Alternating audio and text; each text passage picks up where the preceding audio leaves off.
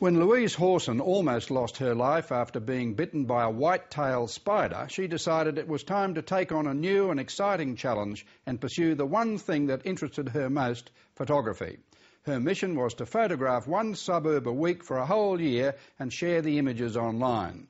But what began as a blog for friends and relatives quickly became a site with a huge following, eventually coming to the attention of a book publisher and the Museum of Sydney. The year-long project took Louise Hawson on a journey through the many cultures of the world, and she didn't even leave Sydney.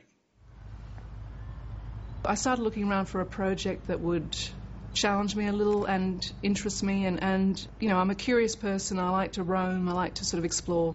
It kind of slowly dawned on me that my own city was foreign territory, and I was a stranger in my own city. So a great project might be to explore my own city. I thought, you know, give it a year, do one suburb a week, 52 weeks, 52 suburbs, and I would blog about it. I wanted to share it, have it as a, you know, shared experience. And so that's how it came about.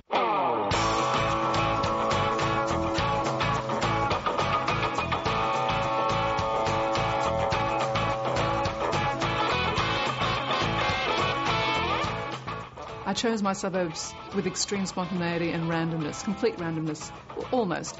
Because I'd set myself such a sort of constrained structure, one suburb a week for a year, I thought the least I can do to allow myself some flexibility is come Monday morning, think to myself, where do I feel like going?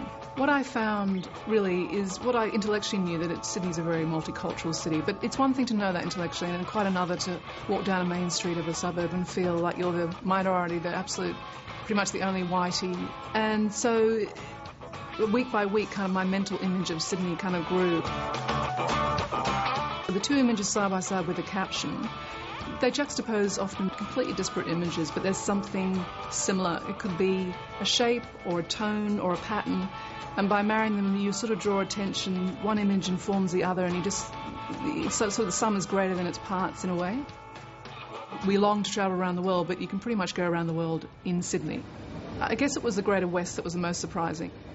Auburn was really quite one of those amazing moments where I knew there was a fantastic, huge mosque there, the Gallipoli Auburn Mosque, which is in the sort of guise of Hagia Sophia from Istanbul. I knew it because I researched it somewhere. I found out about it, and you have to sort of organise a tour if you want to see the mosque. So I'd set that up. But still, you know, just driving off Parramatta Road to see these minarets appearing, and it's quite amazing to see them in the foreground. There's some